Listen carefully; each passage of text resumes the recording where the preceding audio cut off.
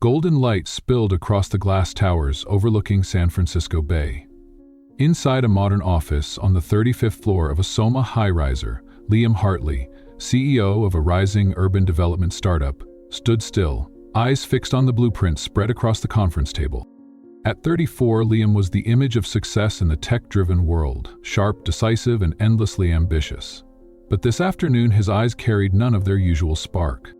The Pier Nova project, a high-end mixed-use complex meant to blend residential, retail, and cultural spaces, was supposed to be the crown jewel of his career.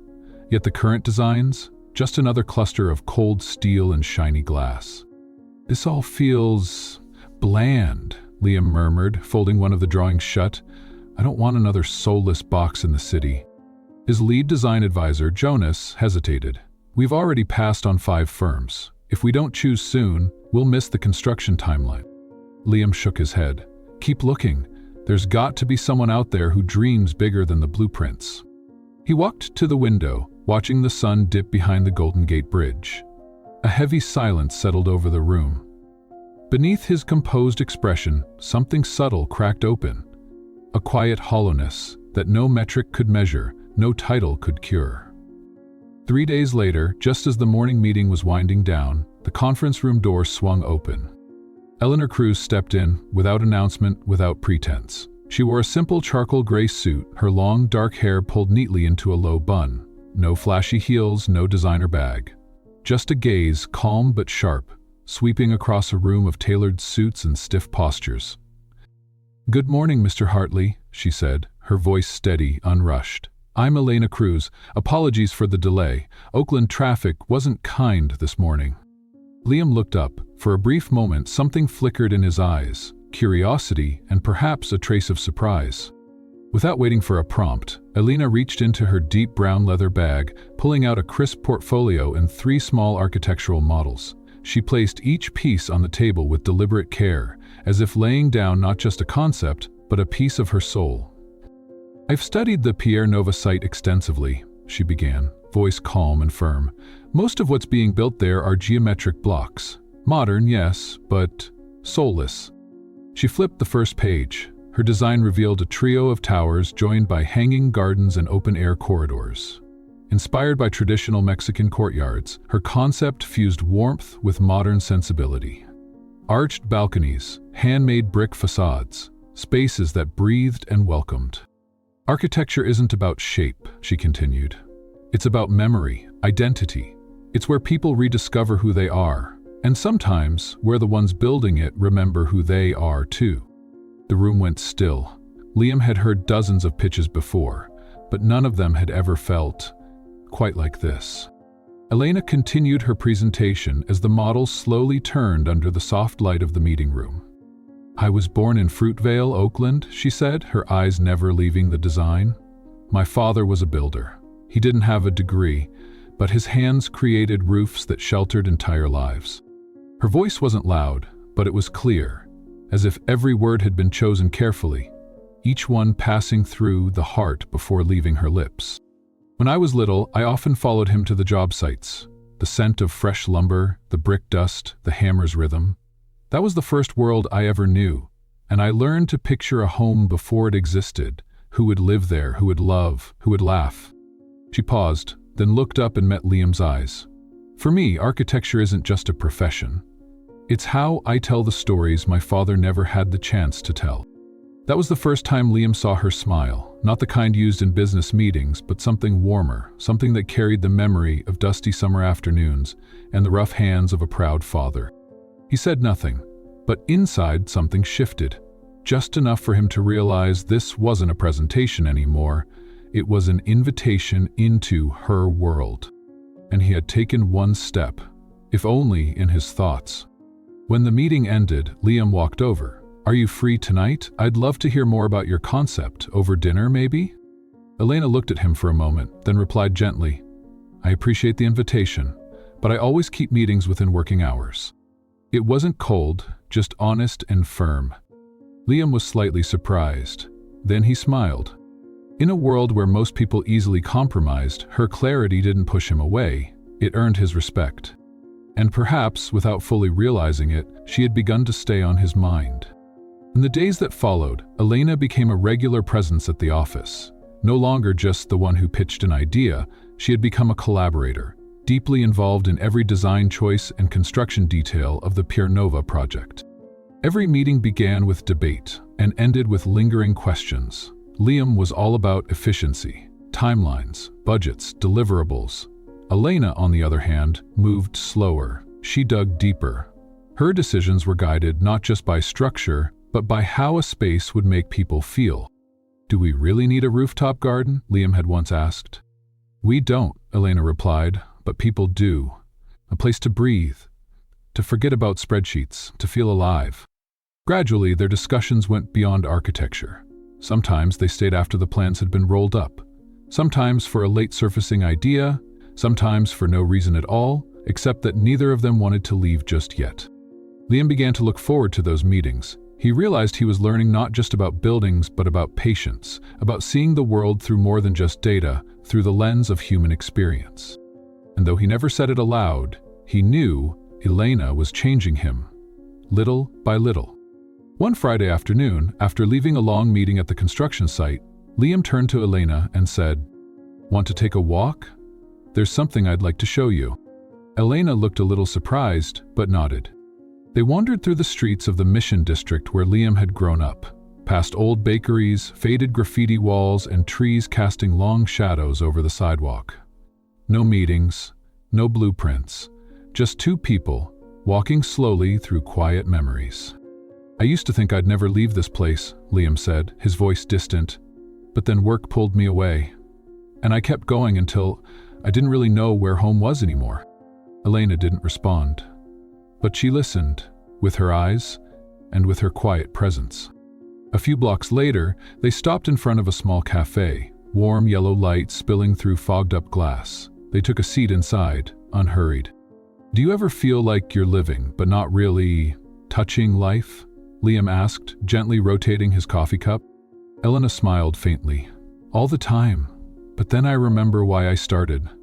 I don't draw to make a living. I draw to remember I'm alive." In that moment, Liam didn't see her as just a collaborator anymore. She was someone helping him see himself again.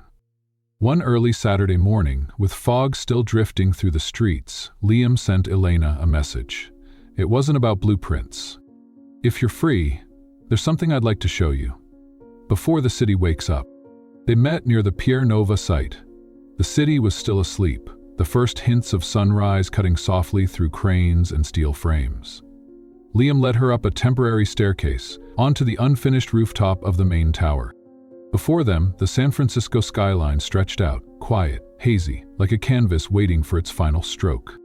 "This will be the hanging garden," Liam said softly. "A space to breathe. Between sky and concrete. I wanted you to feel it because every time I stand here, I think of you. Not just your design, you." Elena stood still for a moment, then said, "You used to think this project would be the pinnacle of your success, didn't you?" Liam nodded, "But now, I'm not sure anymore. I feel like something's missing, and I know it's not in the design." Elena turned to him. "I know that feeling. In architecture, I've always felt like an outsider, like I've been pushing my way into a world that never really invited me in. They call my work too emotional, not marketable enough. But I can't do it any other way. This is how I stay true to what I believe." Liam looked at her, longer than he meant to, and for once, said nothing. The moment passed slowly, gently, like the morning mist floating over the city. Then he leaned in, and Elena didn't pull away. Their first kiss wasn't loud. It didn't ignite. It simply confirmed something real had begun between them. A few weeks after that misty morning, the Pier Nova project had entered a crucial phase. What once lived on sketches and vision boards now rose steadily from the ground. One quiet, golden afternoon, Liam invited Elena back to the rooftop, the place they once stood, surrounded by unfinished steel and sky. This time, the space had transformed. Sample garden beds were placed along the edges, stone paths partially set in place, and the sun dipped low, painting everything in amber hues. "I wanted you to see this before it's complete," Liam said, standing in the center of what would soon become a rooftop sanctuary. because this is where I want to ask you something." Elena turned slowly. Liam reached into his coat and pulled out a small, deep blue velvet box. "Elena Cruz," he said, kneeling, his voice trembling just slightly. "You've changed the way I see the world.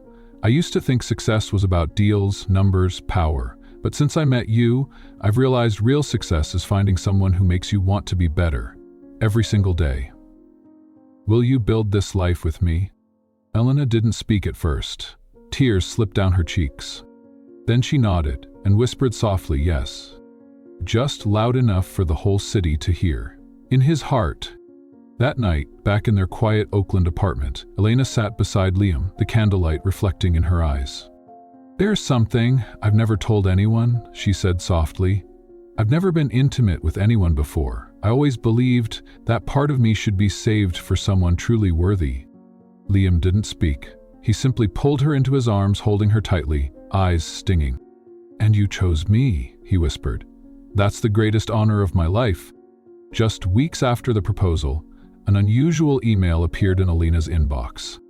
Subject line: "Design modification request. Immediate attention required." Standard: Nadine Blackwell, Chair of the San Francisco City Planning Board. Elena frowned. She had never received a direct message from Nadine before. The email was short but heavy with implication. A mandatory meeting to discuss cultural alignment concerns in the current design, and the lack of representation from authorized community organizations. She set her phone down slowly. A quiet chill ran down her spine. This wasn't about architecture. It was a political move. She could feel it. That evening, over dinner, she brought it up. The moment she said Nadine's name, Liam's expression shifted. "I know her," he said quietly. "We were involved. About 4 years ago." Elena looked up. "Did it end badly?" Liam nodded. "She wanted more. I didn't. When she went into politics, we cut ties. Until now." Elena leaned back in her chair, her eyes sharpening, not angry, calculating. "And now she's questioning a design I'm leading? On a project you're backing?" Liam nodded again, slower this time. "Nadine never moves without purpose." Elena's voice dropped, firm and steady. "Then let me be the one to meet her. I want to look into the eyes of the woman who thinks she can manipulate a project we've built with our minds and our hearts." The fundraising gala took place in a glittering ballroom at a 5-star hotel in downtown San Francisco. Crystal chandeliers sparkled overhead, string music danced softly in the air, and circles of power whispered beneath tuxedos and designer gowns, like an orchestra of hidden motives. Nadine Blackwell entered like a statement, her black bob cut sharp, her silver-gray gown sculpted to perfection, her eyes scanning the room with quiet precision, like a queen surveying her chessboard.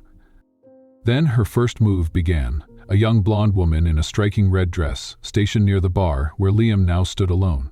Every gesture was perfectly timed. Lingering eye contact, a casual smile, a gentle touch to his sleeve. Nadine started walking toward them, unhurried but deliberate. What she didn't know was that Elena already knew everything. Claudia, Nadine's former assistant now disillusioned, had reached out and exposed the entire plan. Eleanor entered with Liam hand in hand, her poise unwavering. No flashy jewels, just pearl earrings and a sleek black dress. Understated, but impossible to overlook. When Liam happened to step away to get a drink, the actress made her move. A coy line, a practiced smile, a whisper that hinted at trouble. And then, Elena arrived. No drama, no jealousy, just a calm, graceful smile. "Excuse me, may I borrow my husband for a moment?" Elena said sweetly, looping her arm through Liam's. "Someone's waiting for us." The woman flushed, faltered, and backed away. Elena didn't pause. She led Liam directly to Nadine, no hesitation in her step. "Miss Blackwell," she said evenly, her gaze steady but courteous. "Lovely evening. By the way, we're about to launch a scholarship fund for architecture students from underserved communities. It would be an honor to have your support." Nadine froze for a beat. Her carefully constructed composure cracked, just slightly. Then she nodded, saying nothing. Elena smiled. This time, genuinely. Because Nadine had never realized The woman who walks off a construction site with steel in her eyes can walk into any arena without playing games. The Pier Nova project was completed on schedule, exceeding even the most ambitious expectations.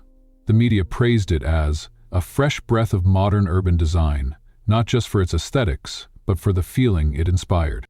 The handcrafted brick arches, floating rooftop gardens, and open courtyards that invited in wind and sunlight didn't just house people.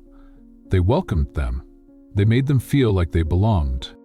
At the grand opening ceremony, Liam and Elena stood together on the main stage. In front of hundreds of guests, reporters, and city leaders, Liam took the microphone, his hand holding tightly onto Elena's. "We'd like to officially announce the name of this building," he said. "It will be called Alma, which means soul." He paused for a moment. "Because we believe the longest-lasting structures aren't built from steel or concrete, but from the heart." Applause filled the hall. Elena squeezed his hand, not out of nerves, but because she knew deep down that every long night, every disagreement, every hurdle, they had all led to this moment. 2 years later, they lived in a small home in Oakland, a house designed by Elena herself. It had wide windows for the morning light and a garden where lavender grew from seeds her mother had sent from Mexico. One soft, rainy morning, Liam walked into the studio where Elena was sketching. He placed his hand on her belly, now gently curved, warm, and full of quiet promise. "Do you think a child will love it here?" he asked softly. Elena turned, smiling, placing her hand over his. "If they grow up surrounded by this kind of love, then even the quietest corner of the world will feel like home. Because love, not walls, is what makes a house."